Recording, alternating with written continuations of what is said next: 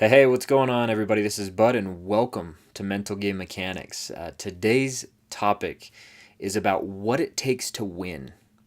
So, in recent years, I've seen a lot more people posting about, on those kind of those inspirational, motivational Instagram profiles. They're posting a ton about hustle 24/7, grind all day, get after it every day. There's all these kind of motivational things that say, hey, go after it, go after it, go after it, and get it done and do the work and never quit and go all in. All right, there's all these kind of motivational memes that are really popular, right? You hear the same thing over and over and over again. And, some of the guys are really good that, you listen to and you go, okay, I like him, or, I don't like him, or most of them, some of them don't even have a face. They're just, quotes that are posted. So anyway, it's a popular thing that people talk about. But what I don't understand, and what I wonder is, sure, that sounds good, right? That sounds good and all, but is what you're talking about going to always build an empire, right? Because there's people that go all in, but they just don't ever get the result, right? There's people that have their backs against the wall, and they just can't make that breakthrough. There's people that are have those struggles, and so when I see stuff like that, my first thought is, well, what does it actually take for me to win? What do I have to do to create the win in my life, right? Because it's not about just working my butt off and hoping for a result in the end. It's I would prefer to design the result that I want to get, right? And that's where I struggle with this hustle 24/7, because you can hustle 24/7. That's good, right? That's a good thing to do. But if you don't have clarity about what you're hustling about, if you have no design behind what you're doing, there's something wrong there. And so for me, this takes me into my shooting world, because every time I have a tournament coming up, I have a very specific set of things that I'm doing and exercising and practicing and implementing, to not only train my the way I move the gun, and the way I move, and the way I swing with the targets, right? There's all those aspects, kind of like golf, right? You swing in a golf club, you're practicing all the right movements, right? You do the same thing with a shotgun or a pistol, whatever your sport is, right? You have a motion that you're going through, and that you're learning, and that you've smoothed out over time. So you train that, but not only is that important, right? But the mind. I sit there and I train the mindset. I figure out, okay, if I have this tournament, what is the result that I want to get from this tournament? What am I trying to do? What do I have to do? And so I have some mindset training that I do in preparation for tournaments. And winning in a tournament is not just a function of who's the best at swinging the shotgun, right? Winning a golf tournament is not who has the best golf swing. Okay, winning is a function of who shows up the best mentally that day, and has all what I call the four dimensions, or the four pillars of high performance, the four pillars of performance. Who's coming to the table with all of those pillars in balance? Who has all of the factors that come into what creates the win, so to speak? And just like if you're watching a pro game, right, or a golf tournament, or whatever you're watching, any number of people in that game, right, or that competed to get to that game, any of those teams could be those final two teams. It's just a matter of who showed up better in the seasons or didn't, right? If you watch a team that works well together and have that ability to just work well together, they mesh, they collaborate, everything is smooth. It's because they're on a different plane than somebody else, because they've got not only the mechanics of how things works and the mindsets of how it all goes together, but they've got mastery built into it, in terms of they have it down so well that they are just they can't lose, right? And it looks easy for them. But that's because they designed it that way. That's because they've built it that way. And so I'm trying to do the same exact thing when I get to it, when I'm getting ready for a tournament. How can I create that? How can I design that win for myself so that I can go into the tournament and walk out of there? Now, the problem is, I can see and feel and think back to every single tournament where I've done this work and I've walked away from it feeling so bad about myself, feeling just embarrassed that I didn't perform up to par, feeling frustrated at myself that I let myself down, right? I feeling that disappointment in, oh man, I didn't do it again. I didn't do this, or I didn't do that, or, it's the exact same script that runs through my head almost every single time. It's, you should have done this better. If only you had done this. If only you had, focused just a little more on this one, or if you hadn't gotten mad about the one from the other, all of those things run through my head when I'm leaving a tournament that I totally bombed at, right? It's the same thing, and if you've competed long enough, I'm sure you've felt that. If you've ever been disappointed about something, right? That's what it's like, right? And that's where the contrast is, right? The guys that are winning are the ones that come to the table and they just boom, it makes for them to win, just it looks easy. They just sail right through it. Versus the guys who have won in the past, or the guys who are good but don't win, right? It looks like a struggle. It looks like it's difficult. It looks hard. It's not an easy task for them, right? It just looks different.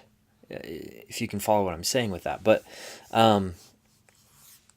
as this topic's been stewing in my head over the last little while here, I really got to thinking about what is the difference between the guys that come into a tournament and just make winning look easy and the guys that struggle through the whole process. What is the difference between those two? And it really, as I got down to thinking about it and trying to analyze this, it's really very quite simple.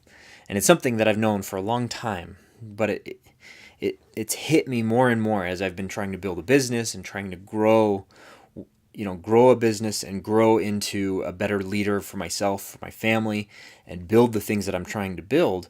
As I've tried to develop that into my life, not just in the shooting world, what I've truly learned is that it's the thing that makes all the differences in the world is my belief in my ability to get the job done. If I think back to the tournaments where I went in wanting to win and hoping to win and feeling good about the process or the progress that I had made to get to that point, going into that tournament, those ones that I lost, there was something in my mind that told me I couldn't win. There was something that was in my way, right? Could be another shooter that I know that's really good that maybe intimidated me. Could be that, hey, I'm just, there's a lot of shooters here. I'm just here to have fun, right? And that mindset going into something makes all the difference in the world, because the guy who knows beforehand, walking into a tournament, walking into a business meeting, walking into a sales conversation, walking into a difficult conversation with a spouse, walking into that moment, not feeling sure about what you're doing or what the result that you're going to get is, that hasn't been designed, you're definitely going to lose. Because the guy that wins every single time has already lived it and believes it and knows it beforehand, before they ever get to that conversation, before they ever get to that moment. They know it, they believe it, and it's ingrained in them. They truly believe that they're going to win. Right? And it's that belief that allows them to do things that some of these other competitors couldn't. Right? It's that belief, it's that confidence, it's that what's called what I call the mastery mind, right? Or the self-image. It's what you believe about yourself to be true. And as I've kind of analyzed that process and what that looks like, ask yourself, how can you develop the certainty that you need to design not only the result that you want, but you also have the confidence to actually get that result? It's one thing to design the plan, right? 99, well, whatever, a ton of people out there, however many people, I think it's close to 80% of people set their goals around a result-based goal, right? They're putting up some type of target. Okay, it's some type of number, an income, could be a weekly checklist or something like that. It's some type of outcome, right? everybody sets their goals based on outcomes. Nobody's setting their goals based off of the process that produces those outcomes, right? And so how can you develop the certainty that gets you that outcome, right? Because I can tell you that the guys that win and have that certainty, they have reverse engineered the process to get there, right? They know what they want, right? Go to any NFL team, go to any pro basketball team, right? You ask them one question, hey, what's your job here? And they can tell you, oh, hey, well, we're going to get to the Hall of Fame and this, or I'm going to get to the Hall of Fame doing this and this and this, but this season my job is to do this and this and this. And, by doing this, we're going to get to the Super Bowl. And, so that being said, this week I'm doing this, and then today I have to focus on this thing, right? They have it reverse engineered from whatever their outcome is, step by step by step back to today. And it's a reverse engineered process that gets them to today, that helps them to build the mastery, to build the mechanics, the mindsets, and everything that they need, the motivation, everything that they need to chunk along and get to the point where they have the mastery built into what they're doing, and they can walk into the Super Bowl knowing they're going to win, right? Why does Tom Brady, every time he gets to the Super Bowl, why is he able to just throw the ball and make it look easy? He's done it. He's got the certainty, he's got the confidence, and he has the ability. He has a team around him that just follows his instructions and knows how to work with him, and he cultivates that. He truly, I love watching him because he can turn a game around simply by he just has that uncanny ability to just do it. And it's because he's done it so many times. He's executed so many times on doing those things. Right? Michael Jordan, when he missed a foul shot or missed a free throw or something, right? What was he doing after every game that happened?